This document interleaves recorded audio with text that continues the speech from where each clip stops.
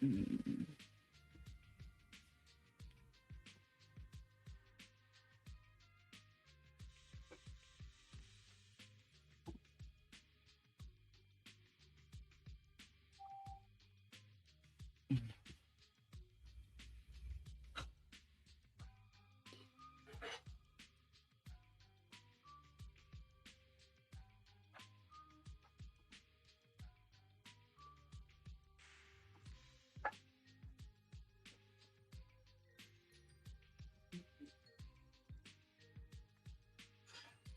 mm,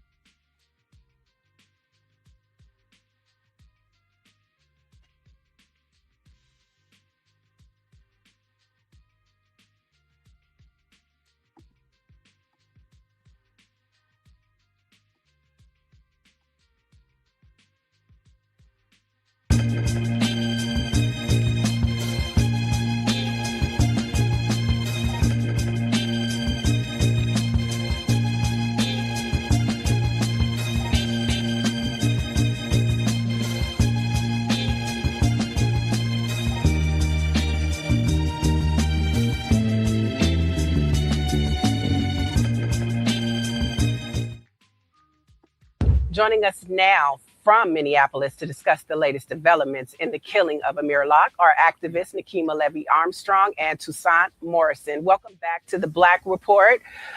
Both of you guys, we've checked in with you, boots on the ground, when George Floyd was murdered, Dante Wright, and here we are again in the same position. I feel really bad for your city. So first, I want to pose the question to both of you. Talk to us about the mood in the city. Demi just mentioned that there was a protest of high school students. yeah. What is the mood in the sense of the city? I'll start with you first, Toussaint. Well, the mood in the city right now, as I know it, is it's a lot of people are upset and want change and are demanding it right now. And a lot of people are very upset with the incompetence from the mayor, from the interim police chief, and then also from the media that actually took all the propaganda from the MPD, showed the gun. They went for bait and hook, that they called him a suspect, even though he wasn't. And a lot of people are extremely sick and tired. All right, Nikema. I would agree with people are sick and tired. And they're also outraged that we have yet another police in Minneapolis after a worldwide outcry for justice following the murder of George Floyd. And the reality is that 6 months after George Floyd, a Somali man he was killed by Minneapolis. And then Winston Smith, a Black man, was killed by the U.S. Marshal in the city of Minneapolis. So we have dealt with trauma upon trauma upon trauma in the midst of a pandemic and all types of uncertainty. So folks are outraged, but they're also energized to stay out in the streets and to disrupt it. Right. Toussaint, I want to pivot back to you and talk to you. I know we've talked before during the protest, like I said, George Floyd, Dante Wright. What's the mood of the police and how is the interaction right now? Because we know before there was, a little, some mishaps, but what is the mood of the police department right now? Well, the mood of the police department right now, I would sense is that of frightened. I mean, because I've seen few to any police cars during marches, during actions. The only police interaction I know of is when we pulled up to interim police chief Amelia Huffman's house to demand that she resign, and that's the only interaction I know of right now. There was several police cars that backed off in the alleys while we were marching on Saturday.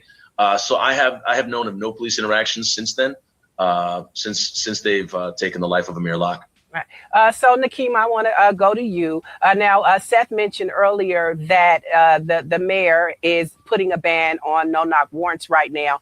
But what do the people want to happen? Is it for the officers to be arrested, for them to be fired. What are the demands from the people right now in the city of Minneapolis? I think that the first demand is for the city of Minneapolis to abide by what it says it's going to do. Back in November of 2020, Mayor Jacob Price claimed that he had banned no knock warrants or severely restricted their use. Yeah, history repeats itself. Niele repeats herself too. It does. I mean, it does repeat itself. And the ending of that conversation, when Toussaint was talking about, you know, how does he feel? He talked about Rodney King and being a Black man, and about how they want us to feel as if our lives are not valued. Yeah. And you know, that's the pain we felt yesterday, because and the day before yesterday, it's like if they could kill somebody, a US citizen, a white woman, then we know we're doomed, because the value of our life is less than a white person in their eyes. And so it's just a lot of heaviness right now, because it's like we know that it's not going to get any better. More than likely, the reality is it's going to get worse. Yeah, and that is unfortunate. On a Friday.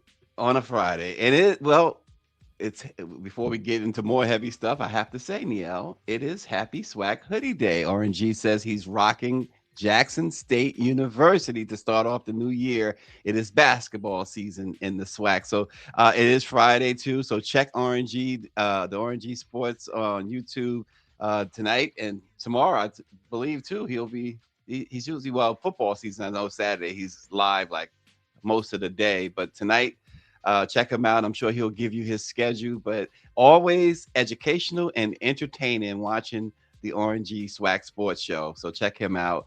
But Niele, you're not rocking any jerseys today.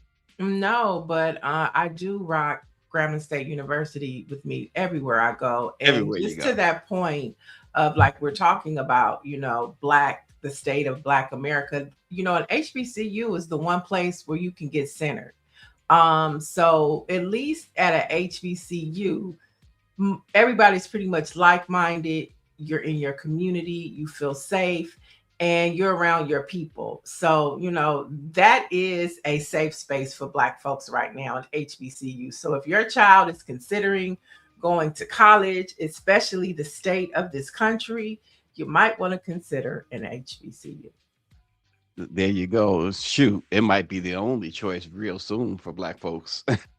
So, and ain't nothing wrong with that.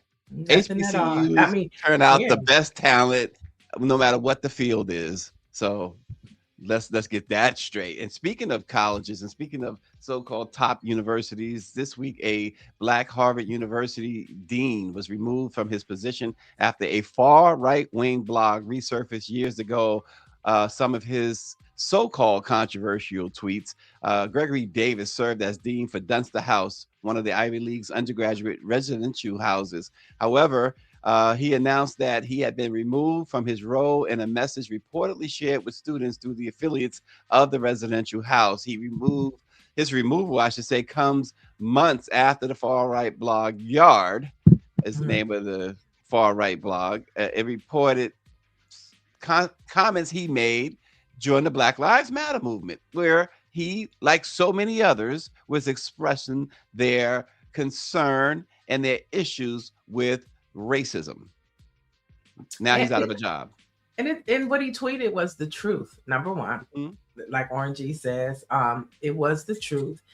And this administration is basically saying that the First Amendment right only applies to them. Yeah. Doesn't apply to anybody else. Anybody that is against what they say, as long as you go along with them, then, you know, hey, it's good for you. But if you don't, then no, it doesn't apply. Yeah. You know, the face of this chaos, the guy who sits at Mar-a-Lago said yesterday when asked about international law, he said, well, he only acts on his own morality. That's the most scary statement, because we know that he shows no morality. Yeah, but going back to the teachers, there are a lot of stories from Black professors at these Ivy League and these top colleges that are struggling. If they haven't already lost their job, there are stories that are hard to get out, but they are suffering and they are struggling. They were already having a problem with getting tenure, right? We remember Nicole Hannah Jones and her wanting to have tenure, and then she had to go to Howard University. So imagine what these Black professors, instructors, aides are going through as these colleges wipe out their departments, try to figure out how to maintain them, and especially Black studies, right? They're impacted the most. And so, it's just heart wrenching to see what's happening to Black folks all across this country, from the federal government to our colleges and institutions, because we are being hit hard by this Trump Klan administration. Yeah, absolutely. No truer words. Which goes back to the HBCUs. This might be a time to where we really need to empower and fund and flood with financial resources our HBCUs. Right, exactly. 100%. So it's just horrible. But since we're talking about George Floyd and in the center of what's happening right now, and all eyes on Minneapolis, Hennepin County Attorney Mary Moriarty on Thursday said Minneapolis officials will launch an independent probe into the fatal shooting of local resident Renee Nicole Good while she was in her car. Top story of the week, of course. She said that if the FBI is the sole investigative agency, the state will not receive the investigative findings, and our community may never learn about its content, she added. And then, of course, meanwhile, 2 people were shot yesterday by U.S. Border Patrol agents in Portland, Oregon. And so we see this continuing to ramp up. And we're seeing a split, always talking about, state and local government is going to be what saves this country. And now we see why. You see the federal government and their agencies are trying to hide and bury information. And you have the state, which is, of course, Keith Ellison as the attorney general. And then you have the district attorney here trying to get to the truth and trying to even hold this officer accountable. Well, there's a couple of things on that, but I'm going to just briefly segue back, only because Dr. David Giles is watching, and prior to what you had said before about the Harvard educator and other Black educators, Dr. Childs is the director of Black Studies at Northern Kentucky University, and he says he's had some challenges of late having to think about what content he teaches and what he writes about. We've had Dr. Childs on a few times in the past, and yes, that's very, very important. You brought up a great point on these Black educators, but now we can get back to what you were saying, Niele, and you're absolutely right. So much is going on with this ICE and how to handle them. I know in New York, Governor Hochul has said that she is interested in pursuing legislation in which citizens can sue. And what that does, it doesn't save the life, right? But what it generally does, when people file wrongful death lawsuits, and you can't get, in this case, you may not be able to get this guy into a courtroom. You can't get the truth out in the trial. In a civil case, a lot of times you can get all of that information out, and sometimes that's the only means of justice. So we'll watch what New York does. I know that they have a Democratic majority there, so it's likely that they can get a bill done. It's just a matter of how soon they can get a bill done in New York, and perhaps other states, Democrat and Republicans, will follow, because everybody has to be fed up with this. And and real quick, Niele, what flew under the radar is what Attorney Crump has been touting on his social media the last 24 hours is what happened there in your backyard in Los Angeles on December 31st. Keith Porter, a 43-year-old father of 2, was fatally shot by an off-duty ICE agent. His family says there's no proof he fired at anyone. Right. And the Homeland Security claims the agent acted in self-defense, but they have offered no evidence. Right. Black Lives Matter Grassroots has been boots on the ground from day one, uplifting that story, telling that story, amplifying that story. And so one thing you can rest assured is that if Black Lives Matter Grassroots is on the case, they're going to push for accountability. They're at the police commission meetings every week. Okay. I think this is week 400 and something or two. I mean, they let you, so they're on the case. And now Ben Crump is on it.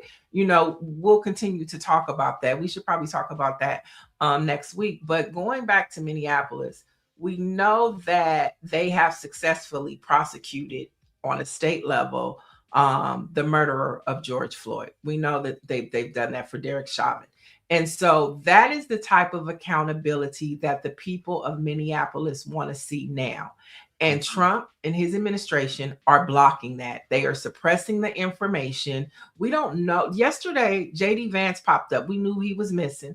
We knew he was somewhere with the Heritage Foundation and Turning Point, doing whatever he does in the shadows. But he popped up yesterday for this lengthy press conference, of course, at the White House.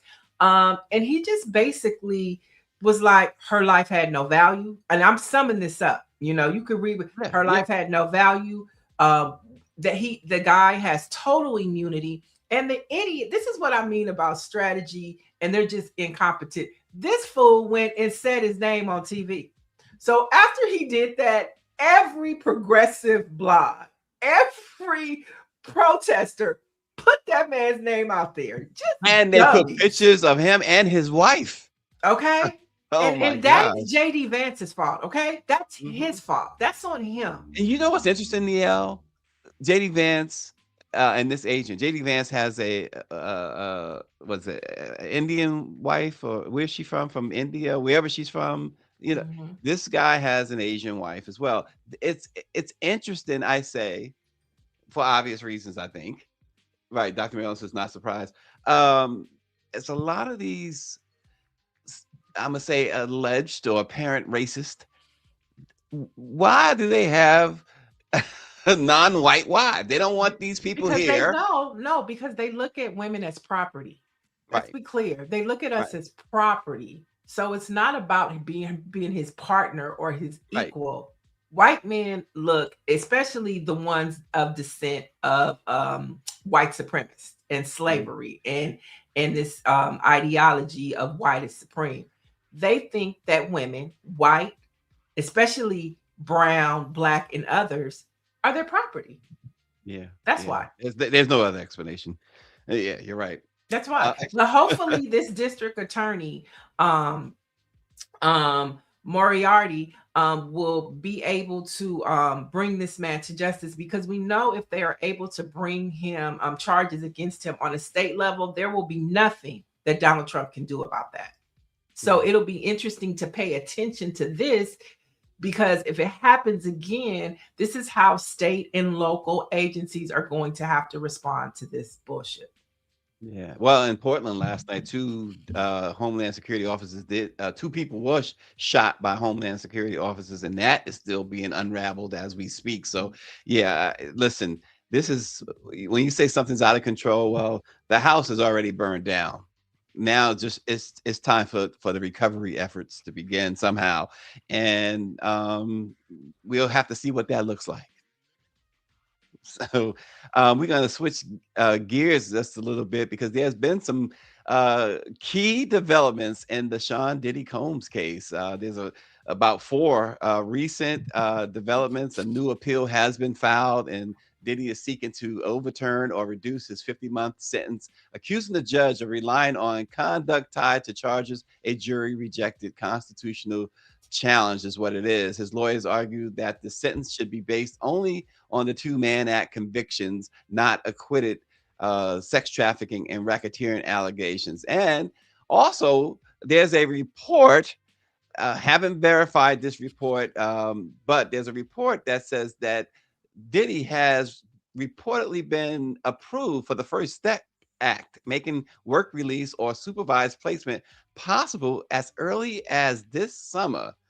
And the last update is that his employees are upset with him now. They're saying that all of their pay and their bills have gone unpaid during his incarceration. And even family members have said that they have to go through his agency, I guess. They're the ones that's holding the books, and they have to approve. The family has to give invoices, and sometimes those invoices are not approved. So there's a lot going on with Diddy. I mean, but duh, why would you? Duh, we haven't gotten paid. Well, you're not the sharpest knife in the bunch. What are you still waiting around for? Yeah, when I saw that, you are right. When I saw that, I'm like, wait a minute, your boss is in prison. You expect to get paid? I don't think he has you working. I mean, well, Diddy is known to work people and not pay him. So, maybe that's the situation. But still, I would definitely have a part-time job. And as far as the family, that's called parenting. Y'all just can't go into my bank account, and when I get out, I'm broke. What do you think this is? Well, with the family, apparently, for his sentencing, he had arranged for all these folks to come to New York, hotels and everything, and he instructed them to put in invoices. It was his agency that handles his money, and I know I'm not using the right term when I say agency, but it was those who handle his money. It's a firm that handles his money, and they initially denied those requests. An accounting firm? It's not an account. I forgot how they determined it. Probably accounting firm. Let's just say accounting firm. But they initially denied it, and after a couple of days, it was reported by TMZ that they actually honored those invoices. But you're right. The employees and you work for Diddy. Come on, y'all not gonna drain my money when I get out in the summer. I'm gonna be broke. You got me twisted, okay? But another story that popped yesterday that Donald Trump said that Diddy sent him a letter. Oh gosh! He denied his pardon. So to me, that seems to say you about to get out in the summer. There's no need to expedite this. But if this would have been one of his white buddies that hung out and played golf at Mar-a-Lago, we probably would have a different outcome. I think that is safe to say. But you know what? There was reports a few months ago that Diddy was seeking a pardon. I have a suspicion that Trump, he likes to talk, and he threw that out there. Just he somehow figures that it puts a feather in his cap by publicly, shaming Diddy that way by saying, yeah, he requested and I denied it. It's like, come on. What was the point of that? With all that's going on? No, the point was to give 50 Cent an opportunity to create a meme. Okay. Because it's coming, because 50 Cent apparently has no business but Diddy's business. Here go Greer. Yeah, I wanted to share something else because Joe Budden talked about this. His sons are doing a tell-all document series. So as we talk about money, so that what they were debating was, is this Joe Budden's take is this is a bad time, right? Because they're doing it on the Zeus network. Okay. That's a perfect network for them. Well, they're doing it. His theory, based on we're talking about getting money and things like that, they're doing it for a bag. But I disagree. I agree with Joe on this. The level of Diddy's celebrity, doing a documentary, a tell-all family documentary like this on a network like that, nah. I disagree. I think that this is a bad idea and it's too soon. Well, I disagree. I think that demo over there at Zeus is their demo, right? I don't have a Zeus account. I don't think. Chat, do you guys have Zeus accounts? Let us know. I think that they're speaking to their peers, and we don't exactly know how much they told in this documentary, but maybe, they need a bag. Diddy told them, get out there. That's what I'm saying. That's what I'm saying. It's totally about a bag, but I don't think that they're going to do justice to his story. You know what I mean? Because they're not willing to talk about But it's not his story. It's not his story. It's their story. Because it's their experience as well. It's when it comes to me, when it comes to Diddy's family, it's not just about him. It's about their experience and what they go through too. So why not let them talk? Come on, son. They're not gonna be honest. Come on, son. Well, 50 wasn't honest. Touré, look at Touré. Touré is going at it and debunking a lot of things in that documentary. So I mean, 50 wasn't honest. So I think we're gonna get the same thing. We're gonna get a little truth and a little, Dr. Child says if he had been one of his buddies that hung out with him on Epstein Island, they would have been out already. Yep. Out and like Dr. Marilyn says, see the doctors, it's good to have the doctors in the house. Dr. Marilyn says, we have moved on from the Epstein files. No, we haven't. No, we just did a story yesterday, Dr. Marilyn, where the oversight committee just was approved subpoena power to subpoena Epstein's attorney, his accountant, a journalist, and a couple of his friends. Mm-hmm. So even though the Department of Justice is playing around with them files, guess what? The oversight committee, Republican and Democrat, are subpoenaing Epstein's inner circle to come and testify. So get your popcorn ready, because I'm sure those testimony hearings will be televised. So get ready, get ready, get ready. Okay, a couple. I want to tease something real quick before we start going to the next one. Now, because our guest today has a penchant for Harlem, I see a Diddy novel, something sexy in the future, about the evolution of a gangster to now, I totally see it coming. So I want to say it live on this show. So that I get some credit when ReShonda does her next book on Diddy and she's got that Lifetime movie. I want to be the one to have said it publicly. Well, just before we get to ReShonda, just one quick thing and a question for Niele. RNG says 50 Cent is still upset that a bisexual man took his baby mama. He said it ain't easy. And Dr. Nicole, see, the doctor's in the house. She says, what is Zeus? See what I'm saying? We don't know what Zeus is. It is where the baddies, those wild girls that fight. Krishan. Oh, okay. When you say baddies, they got to fight. It's not that they you got to fight. It is a young demo ratchet network, but it has made young Black folks millionaires. Okay, so that's the only good thing. Yeah, baddies. Okay. The only good thing that came out of Zeus. The owner is Lemmy. Young. So he's under 30, and he is rich. Okay, and he is where all the young people go to. It's called Zeus Network. Jocelyn Hernandez has her cabaret over there. Okay. You'll find Ray J over there. And then the aunties, when it was Rick Ross's mother, who else is what's the girl, Black China's mom? Dr. Nicole. Black China's mom. Okay, and, so we're not talking about the baddies I was thinking about. Yeah, no. What I'm saying is this is the program. I know. Tons of baddies and stuff. So that's the network that they're going, which is their demo. That's their demo. Based on your description, I can't call my wife a baddie. And I can't call Dr. Nicole a baddie. And they are baddies. It's a generational term. So for I thought baddies meant look good, that they hot. For Gen Xer, but for a Gen Zer, baddie is that right there. Okay, fighting and stuff. Dr. Child says Zeus is messy. Okay. Very messy. Okay. Very messy. I got it. Well, I tell you who is not messy, who's written about 60 books now. She's going to tell me the exact number, I'm sure, but my count is at about 60.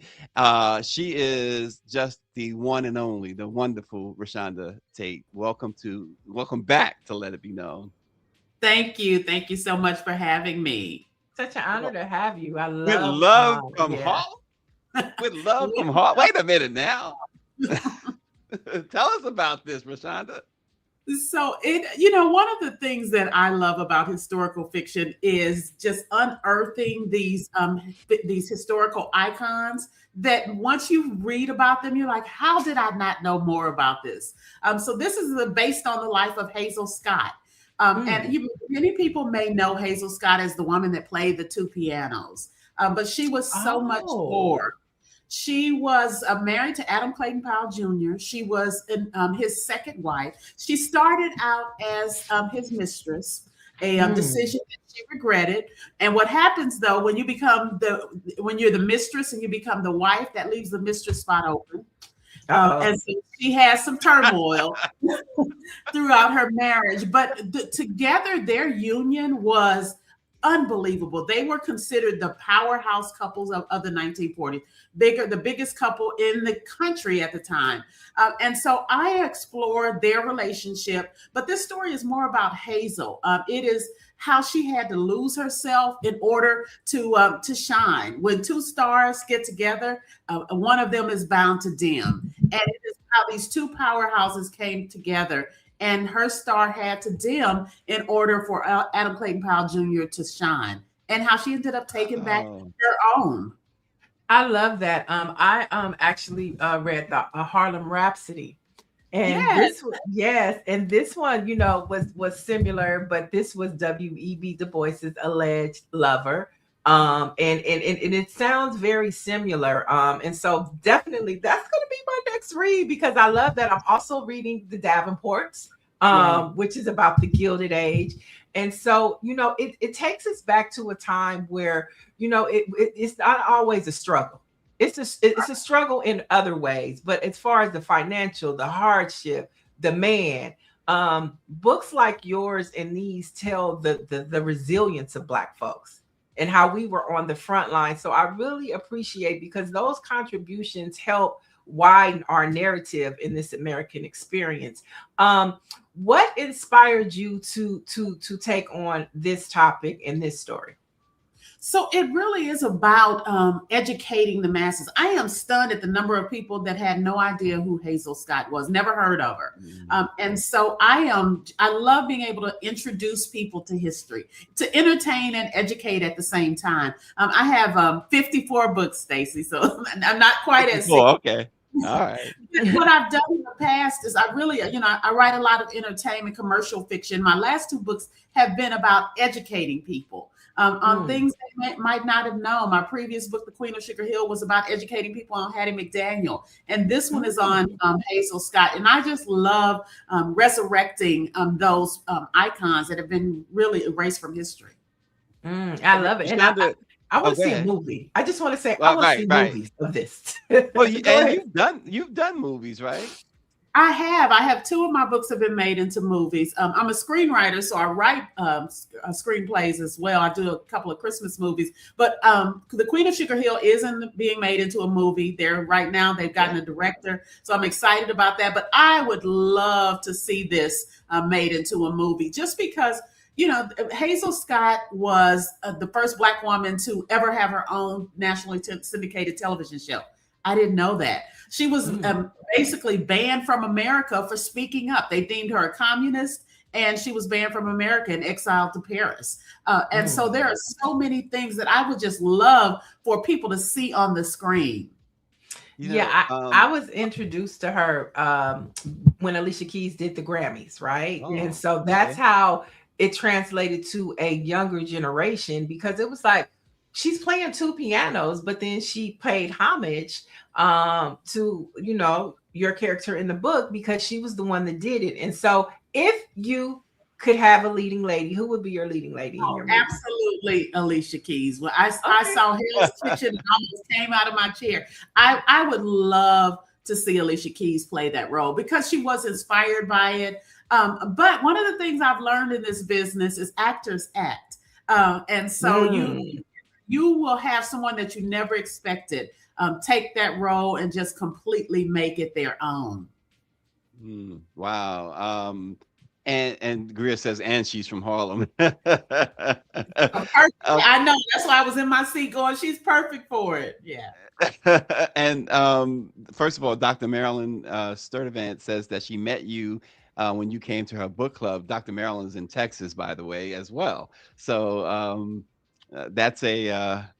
that's good. And she also said The Queen of Sugar Hill is an excellent book. We of course had you on with Queen of Sugar Hill, but you I still can't get over what you said. You said the mistress spot still being open. That got me. That kind of shook me a little bit. Yeah, and you know how you get them is how you lose them. Okay.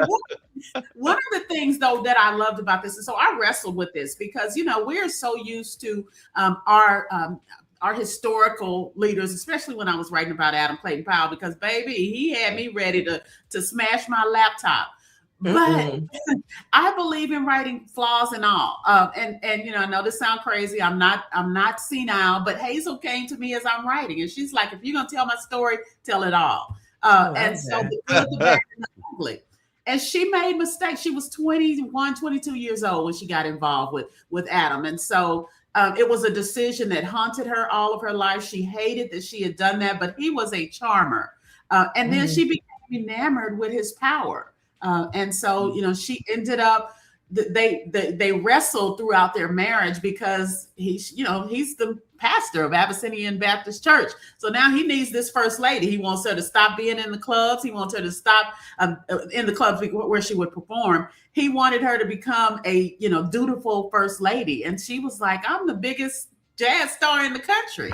So their story was fascinating. So who would you want to play Mr. Powell? Who would that be? Again, it's so hard because when one of my books was made into a movie, Let the Church Say Amen, they brought Layla Rashawn to be the first lady. And when they said Layla Rashawn is playing the first lady, I said Sunshine. Sunshine is playing the first lady. And she was phenomenal. She embodied that role. And that from that moment on, I really stopped envisioning people because who they get, if they're a good actor, they really do make it their own. Mm-hmm. Wow. Well, I was thinking at looking at him, what's the guy's name that just broke up with Tiana Taylor? Aaron Pierre.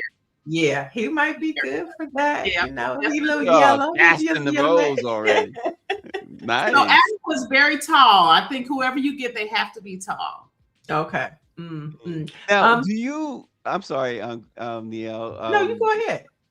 ReShonda, do you get any pushback, any hate mail for something? I mean, you do say that it's historical fiction, but there's a lot of facts here. Do you get any pushback, especially when you talk about mistresses and stuff like that?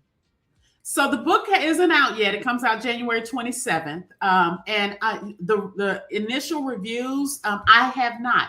And I didn't get any in with the Queen of Sugar Hill because I do the facts of the story. I don't make up the scandalous parts of their life. I put the facts and just the facts as the foundation. And one of the things people always say, well, did you talk to the family? And I did not talk to the family. Adam Clayton Powell, the fourth or the third is still alive. And I hope that one day he'll see it, but I didn't interview them because I'm writing fiction. And that's like someone coming to you and saying, hey, Stacy, I'm gonna write a story about your mama, but I'm gonna make some stuff up. So that becomes a fine line. That becomes a fine line. And so when you're writing historical fiction, you really want to draw that line so that you stay true to the character, but once you start bringing in family members, they're like, hold up, wait a minute, I don't want you to say that, and you get around that by saying this is historical fiction. Mike V is saying I'll be sure, and Nancy Wall said October London. Talk about, we talk about envisioning these as movies for streaming platforms or major screens. Is it hard? Talk about the journey to get something on television or on a streaming company or big screen. What's the process? And everything is hard in Hollywood, so I'm not going to even ask that question, but talk about the process and what that journey's been like for you. If you have the money, it's not hard. That's the wallet makes the rules. That's the hardest part because there's so many streaming platforms. They're looking for ready-made content. So if you have money to make a quality movie, and you notice I put that there, quality movie, you can easily find ways to get your story picked up. But it is that money, getting companies to green light you and give you the money to make those movies. And so you'll see people doing GoFundMe. You'll see people, a lot of people are going to Tubi. It's some good and some bad. We've seen some hard Tubi stories, but Tubi is trying to turn things around. And, they have some wins that are making them some money. So that is a great place for people to take their content, but it's all about having that movie already done. And when it's done and you submit it, is the return, is the ROI worth it? Or is it still just, okay. No, if it is quality, because I have several friends that have made a lot of money from Tubi. And their movies are good. And just from streaming platforms, because you have the money that it takes to put the movie together. Right. And then everything, once you make that back, everything is profit. So I know a lot of people that are making money off of these movies, but again, they have to have that money up front. And then the return on investment often pays off if the movie's good. Wow. Okay. Well, it sounds like even the titles, like Queen of Sugar Hill. When you first brought that to us, I was like, wow, that in itself was going to get some attention. But you to your point though, it has to be quality. And you're like, ReShonda reminds me of Prince. Like Prince put out an album every year. ReShonda puts out these books every year, and they are so good. Thank you. With historical fiction, I have to take a little bit more time. So now I'm on the 2 years. I'm getting older, so I got to slow down some. Okay. But it takes time because I research. I don't just write these books and just, come off the top of my head. I dive into research, and I spent 3 years researching for The Queen of Sugar Hill with Hattie McDaniel and 3 years researching Hazel Scott, because you cannot get on the internet. The internet is full of erroneous errors, erroneous information. And so I get off the internet and I go to research libraries. I spend time in DC. I spend time in California. I go through their own personal papers. So I do extensive research. I get so bogged down in the research. And in fact, one of the things that I've learned in all of this, I tell my kids, burn everything. Burn all my because I read Hazel's letters and I read Freddie Washington, who was Adam's first wife. She played an imitation of life. It was her first wife's sister. I read their letters with their scandalous relationships. And I'm like, I'm sure they didn't think some woman 100 years from now would be sitting in the library with her jaw on the floor reading their business. But they wrote everything down. And so that's where I get all of my information from, the foundation to write these books. Wow. They say sometimes you're already, looking on to the next, because you pretty much have done, and you're about to give birth at the end of the month. But I know that brain is ticking and something has come across your mind. What other iconic figures in the Black experience would you like to tackle and write about? So there's another one. The publishers are kind of iffy on historical fiction, because we got to prove to them that people want to read it. And so my publishers are like, maybe we'll put her on the shelf for now, but I'm determined to tell her story. And it's Mammy Pleasant. Her real name is Mary Pleasant. She was in California, San Francisco, and she was partially funded the Underground Railroad. She was a domestic woman who was rich, one of the richest women. She was actually one of the first millionaires. But she was a maid who would go into all of these rich men's clubs, and because they dismissed domestics and made us like we were invisible, she would take all of their information in. And then she would go and invest in the stock market. And she would go, all of these tips they're talking about. And so she would go and she built her wealth that way. And she's her name, they called her Mammy Pleasant. And she died penniless because, she's wealthy, part owner in a bank, but she couldn't, it's the early 1900s. So she had to get a white partner. A white man, they were good friends, but he had a wife. And when her partner died, the wife took everything, all of Mammy Pleasant's money. She actually had a mansion that she lived in. That she bought the mansion, she built it, but because of the times, she moved the white couple in, like they owned it and she was their maid, but it was actually hers. And she ended up losing everything. So her story is fascinating. But again, you know, he who holds the purse strings. My publishers are like, we don't know. But my hope is they'll see, okay, people want to learn this information and they'll come back to it. No, 100%. It reminds me, first of all, two things. One, it reminds me of Biddy Mason. I don't know if you know who Biddy Mason is, but she was the millionaire down here in LA, and she started First AME Church. Their stories sound similar, but it also reminds me of the story, The Banker. I don't know if you saw it. It was on Apple TV, and the same thing pretty much happened to them. They put their trust in the white man because they couldn't do it on their own. And then it sounds like same story, Black experience, building wealth, but white people taking it from you. Yep. But the story that I'm working on next is, did you know that Black women actually were crucial in building the bootlegging business? I was fascinated. As I'm researching, I discover these things. And so that my next story is on the Whiskey Woman. And it is about a bootlegging ring in New Orleans. It starts in New Orleans. And they were run by Black people because as a judge threw out one of the leaders, he said, "You're not intelligent enough to run a real bootlegging ring."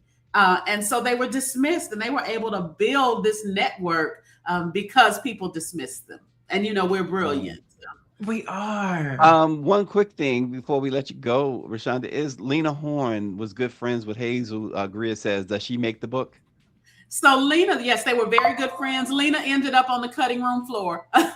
She made the first Niele said, I know. My editor we ended up having to take her out because the book was just too long. But there are several other people. She was good friends with Billie Holiday. So Billie Holiday makes the book. So does James Baldwin, Nina Simone. So you will see a whole cast of characters. Langston Hughes. That was one of the things, the discoveries that I love were all the friends that she had, and they do make the book.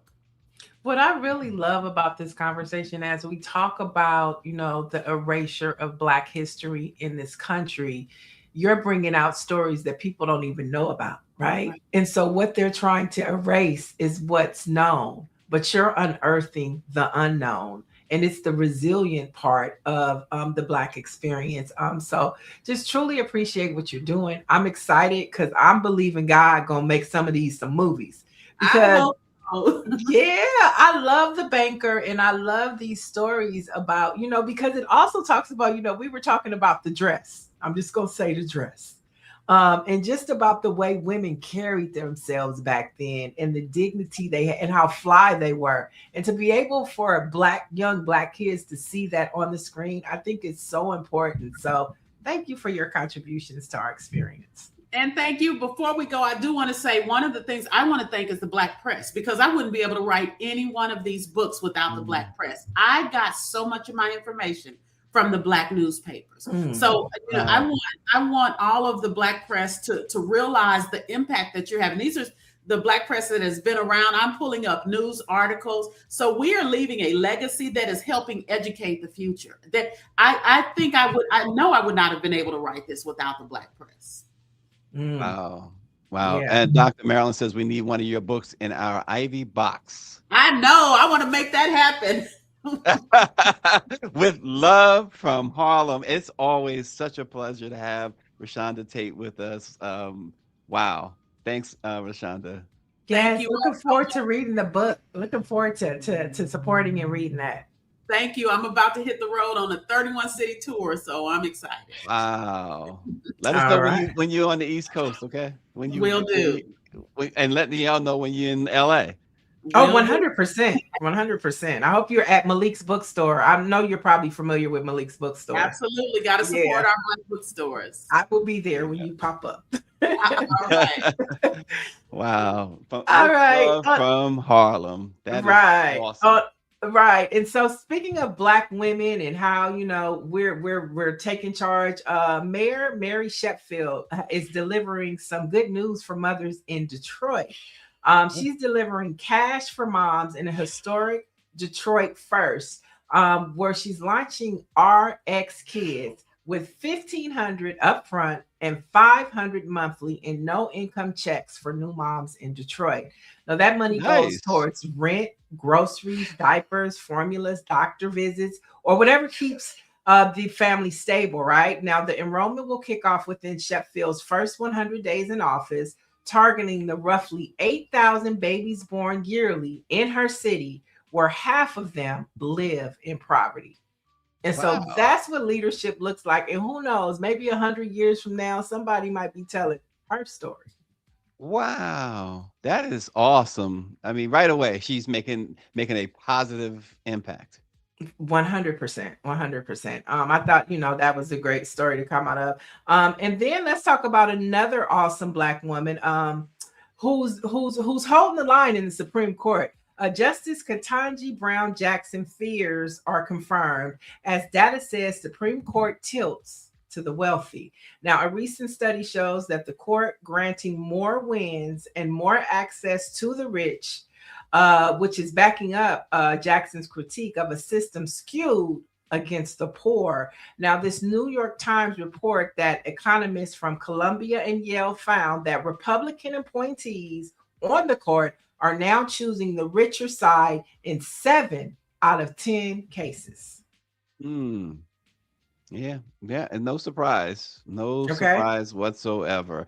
But again, sometimes you can say, well, what's the point of having, Ketanji on the Supreme Court when, it's such a overwhelming majority or whatever. But these are the points. Right. Somebody who is going to hold them accountable, whether they like it or not, and whether they follow suit or not. But history will show that she held them accountable, and history may show that she's probably that she will be among, if not the most intelligent of all of the judges. Right, right. And they're doing it, but guess what? The data is showing that they're being biased. When we Mhm. know that the court is supposed to that scale that they have with the blindfold lady, and it's so that's the way they're supposed to be. So Right. what they're telling us is the hoods are off and the blindfold is off. 100%. Wow. All right. Um, this administration has again showing that it wants to be not only the authoritarian or dictatorship here, but they want to run the world. They want the world to follow them, or how about this? They want to shut the world out and make this an enclave of a dictatorial situation. Because I say that all to say that in furthering his agenda, this president and the Heritage Foundation and JD Vance started the process this week of withdrawing the United States from 66 international organizations, including 30 United Nations and other global bodies dedicated to fighting climate change, eradicating poverty, eradicating violence, and so much more. In response to this, the Global Trade Watch director Melinda St. Louis said that Trump's contempt for international efforts to build peace and solidarity continues to shred the United States' international credibility and will cause damage that cannot be repaired. All right. And before we get to the fun stuff for Friday, one more international story. Governments of Antigua and Barbuda and the Dominica have reached a deal with the U.S. to host asylum seekers who cannot return to their homeland. And this is according to the Miami Herald. Now, in a statement, Dominica Prime Minister Roosevelt Stewart linked the decision to an executive order signed by President Trump that I've never said president. Let me redact that. Donald Trump, that placed Dominica along with Antigua and Barbuda under partial travel ban in the U.S. Now, the decision has sparked debate due to the islands already struggling with several challenges, including increased gun violence, fragile tourism, and migration. So we see these Caribbean islands having to capitulate to Donald Trump in order for them to get the resources that they need to survive. And that's what Donald Trump is doing to our Caribbean brothers and sisters. Well, Mike V said it best, and it's so true that they are globalizing Jim Crow as a foreign and domestic policy. And you've said it often. that they are their ancestors' greatest, wildest dreams, because we had Jim Crow. We know what Jim Crow was about, and it was here. Donald Trump, as Mike V mentions it, and the Heritage Foundation and Stephen Miller and JD Vance, they want Jim Crow globally, because they are telling other nations.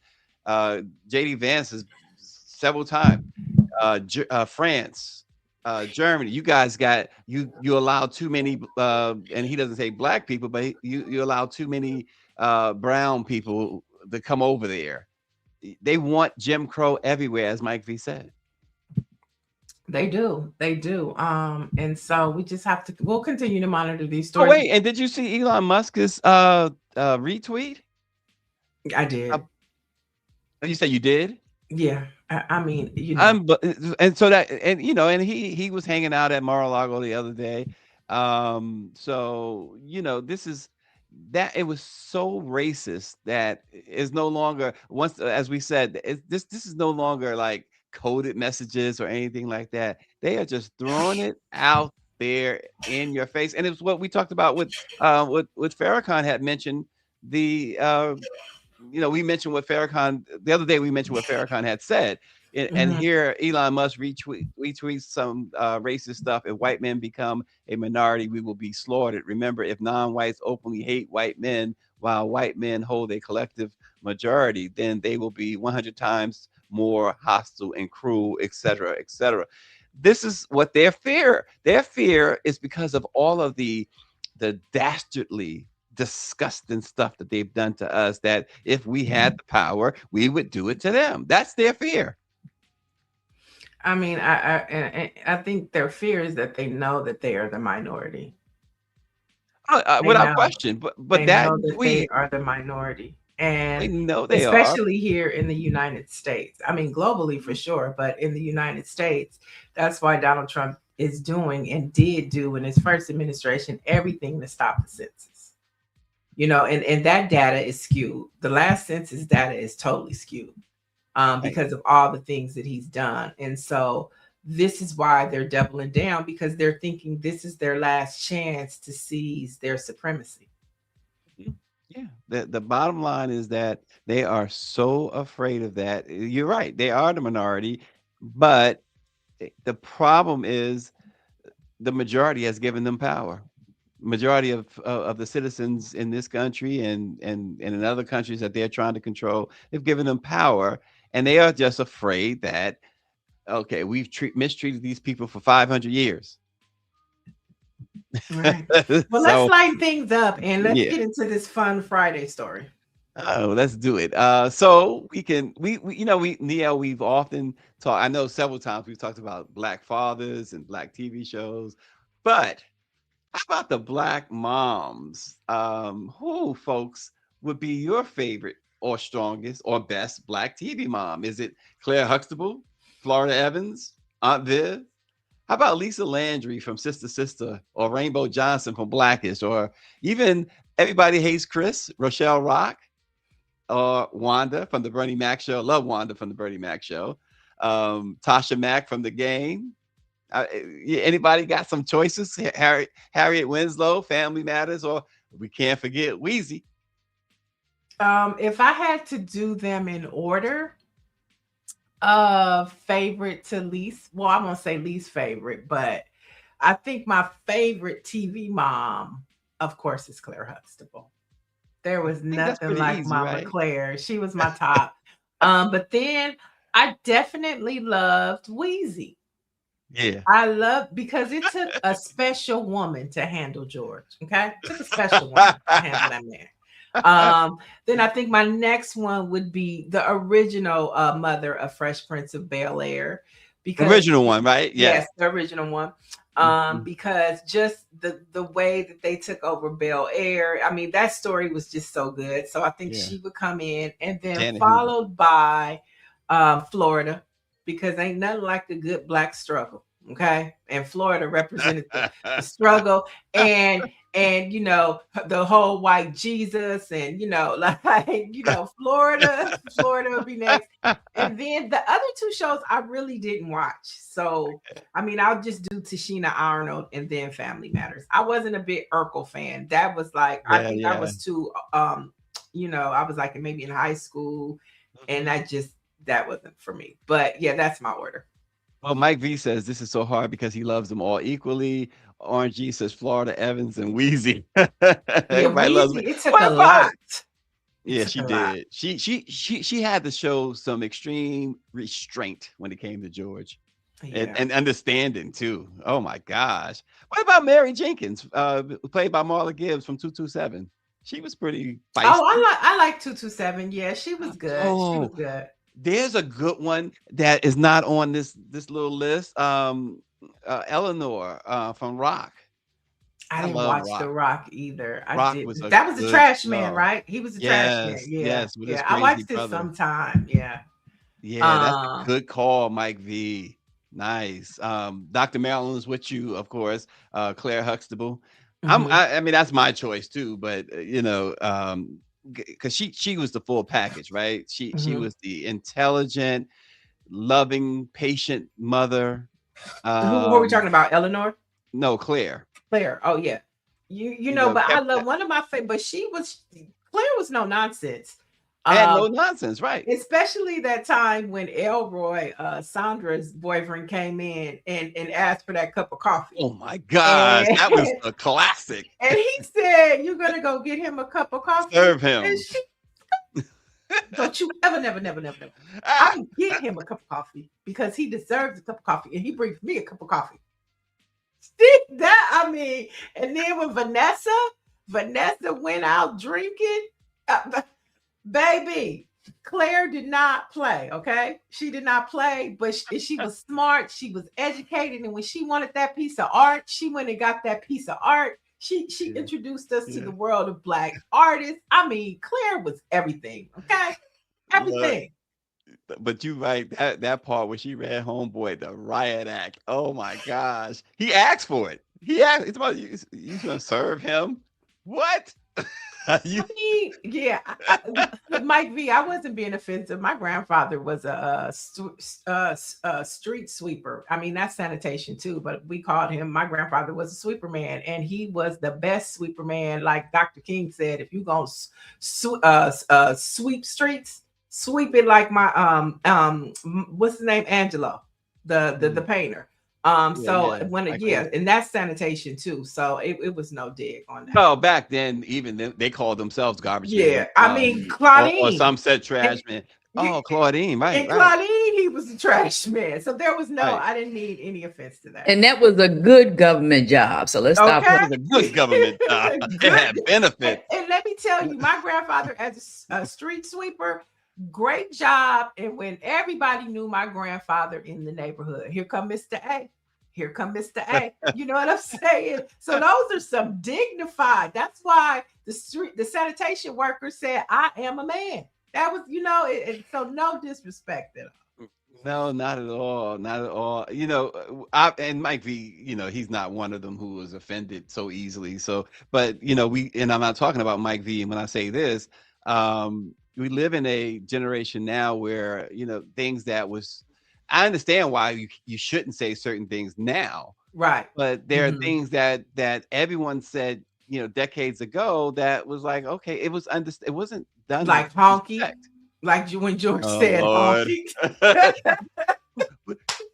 Listen, y'all, Niele still in, she is certainly honky and Black Panther all the way right here. That's like Mike V said, Niele, have you watched Woman King? I get it. Yeah, I did. And I liked it. And I would appreciate if Hollywood would make more movies because I hear Ryan Coogler and Michael B. Jordan are making a movie about one of our African kings and leadership. I would like to see a lot more stories like that, like Woman King on the big screen, because we need to see ourselves, as we were talking about ReShonda in her books, the stories of Black folks from a position of power it's rare to find. I mean, we see it more, but I'm talking about of the past, you know, because that's how they got us, because they always presented ourselves as begging and struggling and trying to overcome.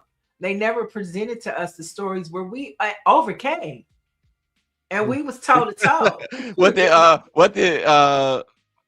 her name? Marla Gibbs' character, you know, on the Jeffersons. She was the maid. What was Florence? Florence, yeah. She said when George and Louise moved into the deluxe apartment, and then she saw what's Tom's wife, Helen, the black woman, have apartment there. She goes, "How come we overcame and nobody told me?" Right. Right. But you know what? I always thought Florence should have been fired, okay? Because she did way too much. Been fired. I'm like, especially from George. I don't even know how George tolerated her. Get me a cup of coffee, get the door, and would look at him like, "Negro, give please." It yourself, right? And a couple times she probably said it. Right. But you know what? Speaking of movies, have you seen Sarah's Oil? I can't. No, I'm waiting for it to come on streaming. Okay. Because I haven't gone to the movie. I didn't go. I don't really go to the movies anymore. But I am looking forward to seeing that. Is it good? That's a real good one. It's a good one. Yeah, I was surprised how good that was. What I don't like to see, especially with black girls and black women, is them being dominated you know, by anybody, but it's particularly, you know, a white man or white people and you know, slavery type setting. And that's what I thought this would be, but it's not. You got to check it out. This is a really great story. Yeah. And it's based on a true story. I understand. Is that right? It is. It is based on a true story. And I know right now it's on one of those streaming platforms, but you have to pay for it, which means I'm closer to getting it. You're closer to get. And so that's what I'm waiting for. I have all these streaming. I'm like, I'm just gonna wait for it to. Wow, Niele, Mike V, you see, Niele got the wallet tight. No, I don't. Yeah, hey, tight. Okay, I got things to do this year. So Mike V said Florence was a black feminist. Do you agree with that, chat? I don't know if she was a feminist. I don't know. You know what? Speaking of Florence, she would wait. Let me just say this. She would be like, "Feminist, don't be calling me no names." That's what Florence. Don't be calling me no names. One of the best episodes, I think, anyways, the Billy D. Williams episode. Man, she thought. She was like, because she heard George trying to hide that double. Was the best, right? Yes. Which one? The Billy D. episode when he kissed her on the cheek. She said, "Give me." And she asked for his driver's license. She said, "Just so." She flipped. But Greer said she agrees with Mike V. Greer, you think Florence was a feminist? I think that as we could look at some of the things that she did on that, you know, like you make your own coffee and that sort of thing.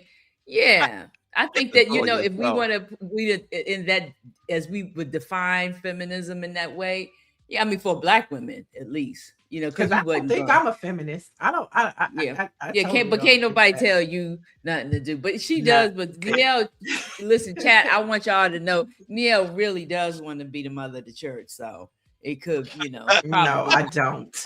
I don't know what that's from a church baby. Okay, her legacy is okay. You know, she is more in line to be a first lady than me. Okay, because but they don't want me to be no first lady. They don't want me to be no first lady either, because I'm gonna wear the dress. You gonna wear it? I figured that. That's why I'm not gonna be a first lady, because I want to wear the dress.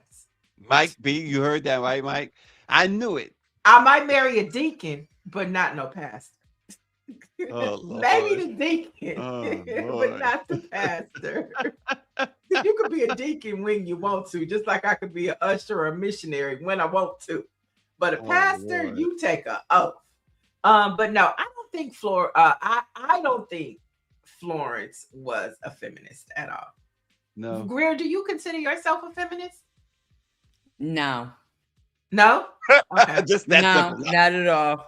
She from Brooklyn. Dr. Marilyn, Nancy, do you consider yourself feminist? I mean, and I'm only asking these questions based upon, you know, the conversations we have. I don't think I'm one either. You don't think so? You know, I think it's a hard question. I think for a lot of Black women to answer for various reasons, right? But for me, from a political standpoint, historically, I just have a problem with the way in which white women have conducted themselves in our self-determination as women, right? To be more inclusive in society.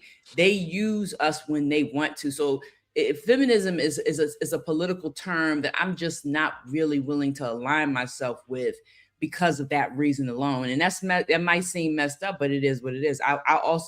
I'm open to say, will not give a homeless white man. Here we go.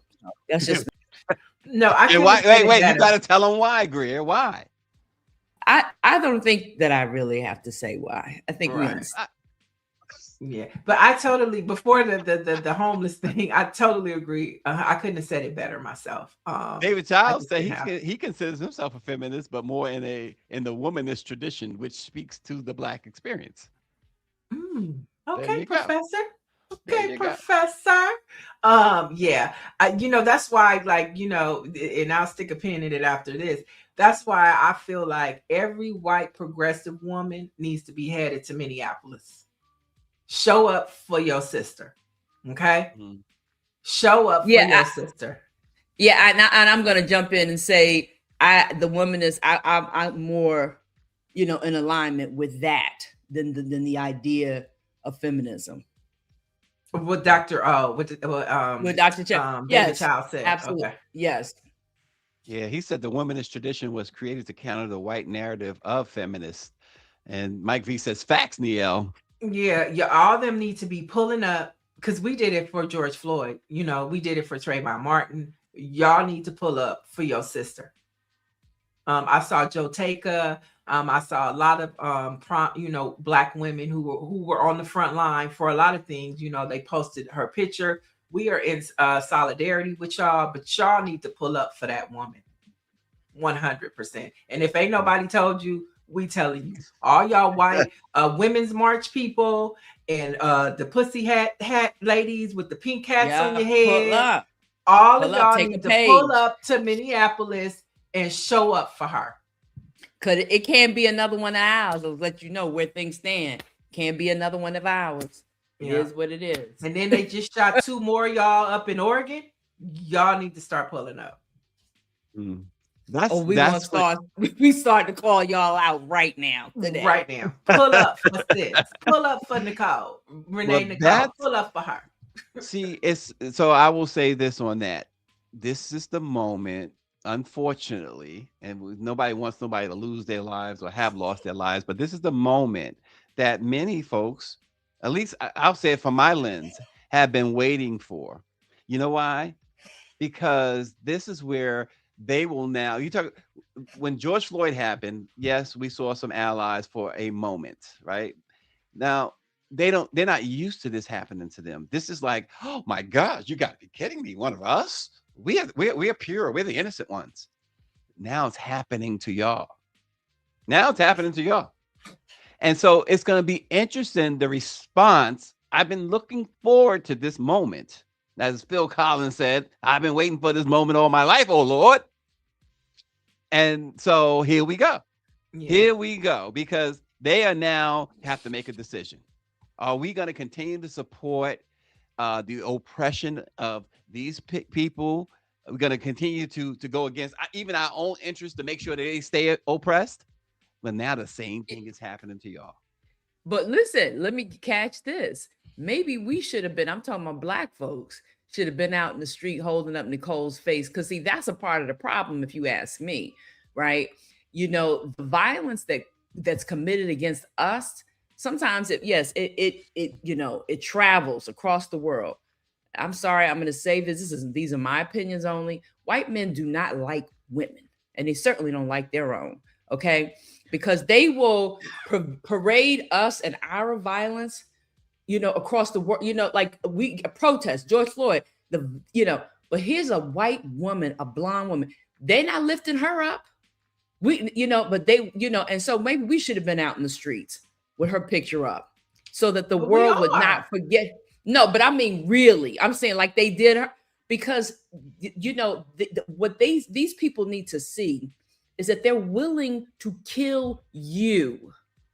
Yes, that's my point.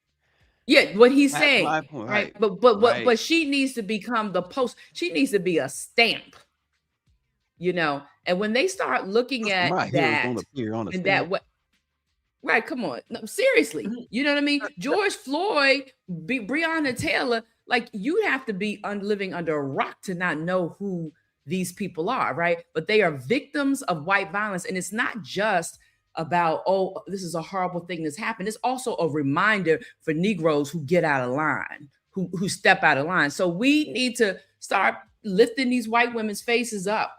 Young blonde white woman, okay? They got her. They shot her dead in her face. He looked at her when he did it. Right. This is Gestapo business. Right. I mean, but I want to see them pull up. I'm sorry. I want to see them pull up. I mean, because the fear that it sends to us as Black folks, to your point, Greer, like you said, like if they'll do that to her, if they would do that to her, we already didn't live through that. Okay. So it just reminds us that we're back almost to where we started. Right. And so I want to see them. Because Black people are out there, not like, of course, George Floyd, but this really is white supremacy. It has to be fought too with they people. So they need to start showing up and pulling up and saying enough is enough. I find it. I always find it interesting. We Greer and I, and you, of course, too. But Greer and I spent a lot of time together talking and stuff like that. I know she grew up in the movement, and but it's so interesting when it comes out of her like it just did. You heard the 70s out of her. You heard the Black Power from her just now. You heard the Panthers and all of that stuff from Greer just now. I enjoy that when she has that burst of whatever. It's always there, but when she gets it out, man, she's right. Yeah, and we don't know what we're headed into next week, right? This weekend with these fools, hour to hour, minute to minute. These fools, you don't know, because they just told Greenland they'll give them 10,000 and 50,000 if they let America. So they just bypassing leadership and going straight to the people. You want 10 G's? You want 50 G's? Then tell your government that we coming. I mean, it is just. So we need the white allies. We need all them progressive white folks to see that they need to pull up. They need to be front and center and pushing back because they out of control. Handle your people. That's the weekend call. Y'all white folks, handle your people because they killing your people.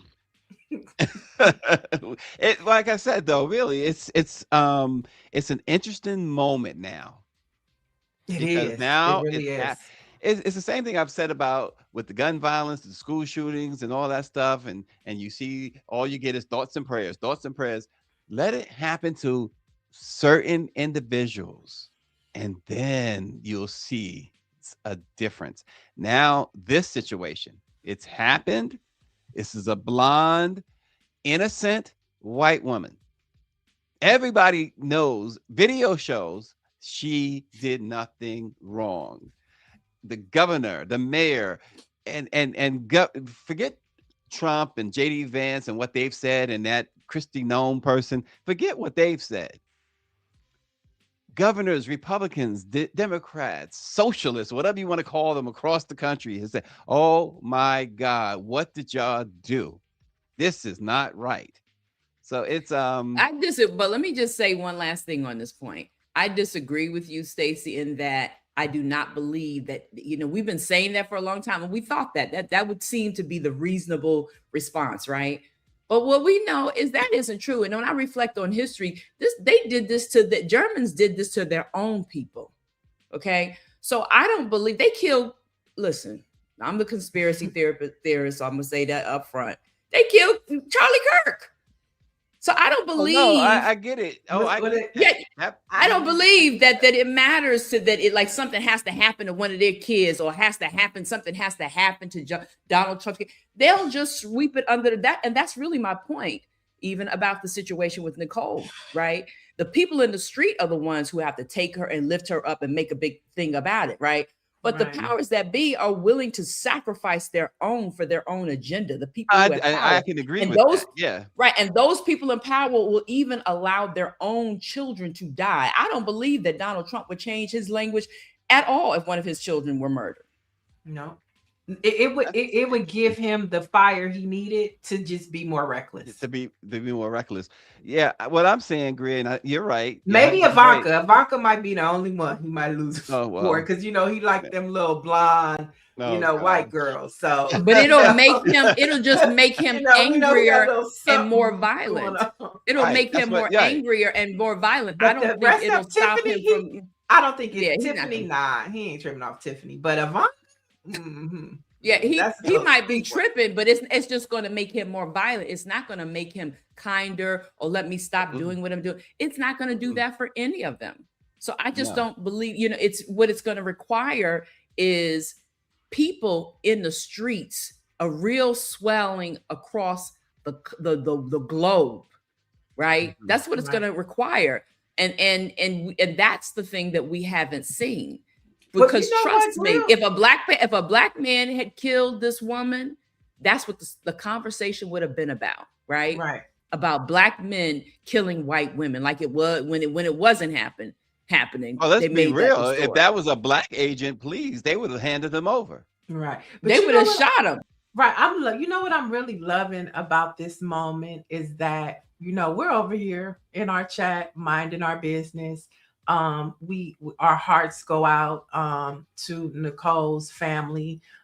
We think it's tragic, but there's a percentage in us to say this is not our fight. This is y'all's fight. Y'all people are reckless. We did, and it comes from Black people in this country did what we needed to do at the ballot. Okay, over 90% Black men and white men voted for the person that would white men. No, I'm talking about Black people. Black people. No, you said Black white. Men, you said white. Black men and women. Black women, women. Over majority, 90% voted for the candidate that would have erased all of this. Okay, so we don't know what more you want us to do. Okay, the power that we could have had in this country, across the board, inclusively, not exclusively, inclusively, we gave y'all that option and we presented it to America. Y'all rejected it. So this is not our fight. And that's how we feel. It's like we'll decide when we want to lace up our shoes. Some days we feel it, some days we want. And that is where I find my peace, because this ain't our fight. It is horrible. You don't know how you're going to feel each day. But at the same time, I want to see white folks fight for what they need to fight for, because we did our job at the polls. Yeah. And just real briefly, when someone says, let's talk about Black on Black crime, you don't have obviously the intellectual capacity to have that conversation. And so anyway, and for those who say that racism won't end because we can't stop talking about it, we'll stop talking about it when y'all stop being racist. Black facts. On this date in 1866, Fisk University in Nashville, Tennessee opened its doors to newly freed slaves and held its first classes. The first students ranged in age from 7 to 70, but shared common experiences of slavery and poverty and an extraordinary thirst for learning, according to the school's website. The milestone came barely 6 months after the end of the Civil War and 2 years after the Emancipation Proclamation. So that's some history from 1866 on this date. Right. And the funny thing, before I get into mine real quick, you'll never find really us on Bar Bright or in the KKK. You'll never find us over there. But they always want to be in our box. They always want to be in our team. Because they want to control. Whether you a bot, a not, a sot, a guy, you know, or a Beckerwood, or a honky, as George would say. As George would say, we ain't checking for y'all, but here y'all come all over in our Kool-Aid. Go get your unsweetened Don't even tea. know the flavor. Go back over there to the unsweetened tea.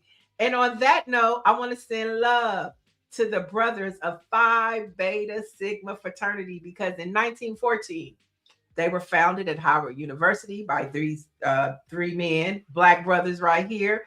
And they said they established the fraternity to embody ideals of brotherhood, scholarship, and service. And we know this is the time where all of the Divine Nine are celebrating their Founders Day. So today, the brothers of the Blue and White, is it Blue and White? Phi Beta Sigma Fraternity Incorporated. Today is your day. Today is your day, and make it a great, great day the rest of the day, and have a safe weekend. No matter what you do it safely, and do it with the Black Press. That's right. That's right. First week down, 51 to go. And we'll have a great week for you next week with lots of voices and, of course, the headlines that are important to our experience. And so in the meantime, between time, you can head over to BlackPressUSA.com for the latest in Black news. We'll see you on Monday.